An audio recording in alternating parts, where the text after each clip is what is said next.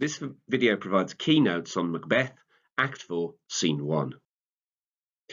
In this scene, Macbeth returns to meet the witches. This is the second time in the play that Macbeth consults the witches for advice, but this time it's a deliberate choice rather than at the witches' instigation like it is in Act 1. First, we need to read the scene. We're going to read it in chunks over the course of the video, and we're going to take notes as we go along. The notes will appear on the screen. I'll talk them through if you take notes in your extracts, and we will make sure that then you have a full understanding of the scene. Act 4, Scene 1, a desolate place near Forres. In this extract, the witches show Macbeth 3 apparitions or ghostly visions. Enter Macbeth. I know you secret black and midnight hags. What is it you do? A deed without a name. I conjure you, by that which you profess, however you come to know it, answer me. Here we see Macbeth understands the nature of the witches. He openly sees that they are evil. This is different to earlier in the play, where he is very much pretending that he doesn't fully understand how much of a line he's crossed and how evil he is. Here, he seems to embrace that. His language seems to enjoy being evil.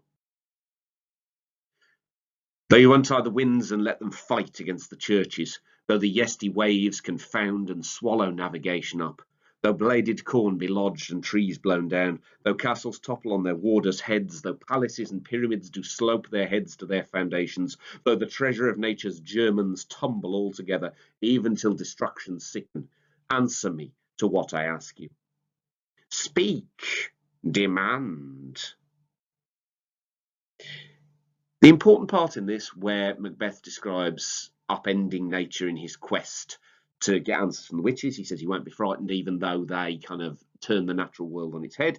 Notice here this reference to the great chain of being disrupted. Nature's germans tumble altogether, and that verb tumble suggesting that everything has been disrupted by the actions of Macbeth and the witches.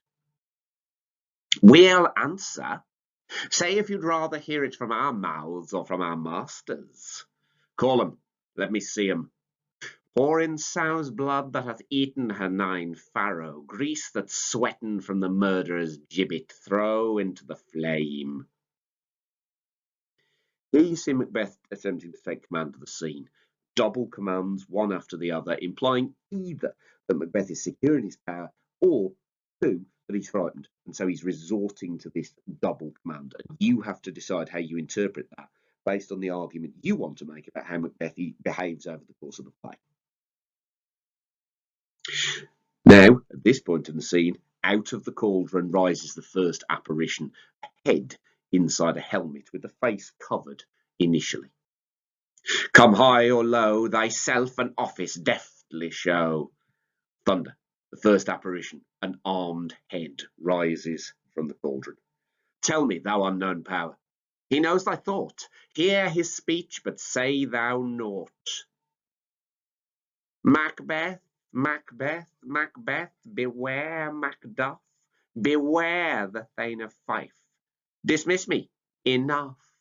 And it descends back into the cauldron. Here we have a clear and straightforward warning.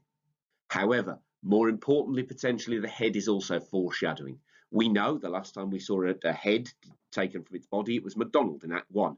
He was punished for being a traitor. And there's also that foreshadowing of what's going to happen to Macbeth. In the second vision, a baby rises from the cauldron and the second apparition speaks. Whate'er thou art, for thy good caution, thanks. Thou hast harped my fear aright. But one word more. He will not be commanded. Here's another, more potent than the first. Thunder, the second apparition, a bloody child rises from the cauldron. Macbeth, Macbeth, Macbeth. Had I 3 ears, I'd hear thee. Be bloody, bold, and resolute. Laugh to scorn the power of man, for none of woman born shall harm Macbeth. And then it sinks back into the cauldron. Then live, Macduff. What need I fear of thee? But yet I'll make assurance double sure, and take a bond of fate. Thou shalt not live. that I may yet tell pale-hearted fear it lies, and sleep in spite of thunder. Here the witches seem to offer power, or the vision does, through witches. Notice the adjectives designed to imply strength: bloody, bold, and resolute. Macbeth is offered this strength and power. Macduff is identified as the danger. Macbeth, in the second prophecy, decides that he's not a danger anymore because no man of woman born can harm him, but it's quite scornful. He decides not to kill him. He decides not to kill Macduff despite the warning. However, it's not done in a way that suggests this is a good deed. It's done in a way that suggests he thinks so little of Macduff that it doesn't matter. And look how long it lasts. Within a sentence, he changes back to planning murder. Notice that connective that flips it on its head. But yet, I'll make assurance double sure. I'll kill you just to make sure. The third vision rises from the cauldron, a baby with a crown on its head and 2 trees held in its hands. Thunder, third apparition, a child crowned with a tree in his hand.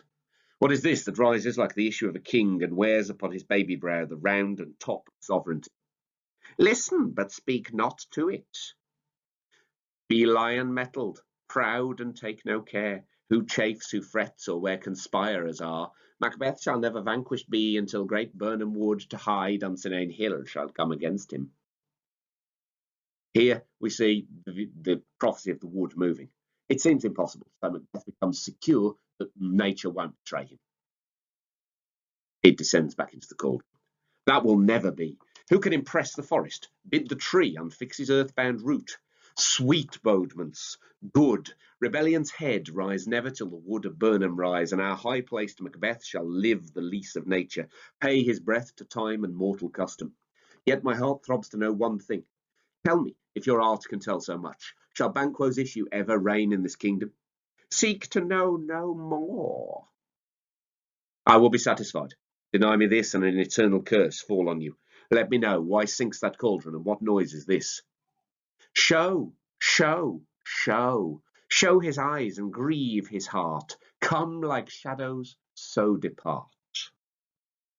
And then from the cauldron a line of kings appears, and in the last one a mirror is being carried. A show of 8 kings, the last with a glass in his hand, the ghost of Banquo following. Thou art like the spirit of Banquo. Down, thy crown does sear mine eyeballs, and thy hair, thou other gold-brown brow, is like the first. A third is like the former. Filthy hags, why do you show me this? A fourth, start, eyes. What will the line stretch out to the crack of doom? Another yet, a seventh, I'll see no more. Here you see the line of kings. Now, this is a piece of theatre that works in terms of the context of the first production of the play. It was supposed to have been presented to King James at a royal first performance. And so the line of kings was a piece of flattery for James I, who was descended from Banquo, about 8 generations descended. It's Shakespeare reinforcing James I's right to rule. By holding up the mirror, the king would have seen himself reflected in it, and it would have been understood by the audience that this was about get rid of traitors, don't trust people like Macbeth, support your rightful king. And yet the 8th appears, who bears a glass which shows me many more, and some I see that twofold balls and treble sceptres carry. Horrible sight! Now I see 'tis true, for the blood-boltered Banquo smiles upon me and points at them for his. Apparitions vanish. What, is this so? Aye, sir, all this is so, but why stands Macbeth thus amazedly?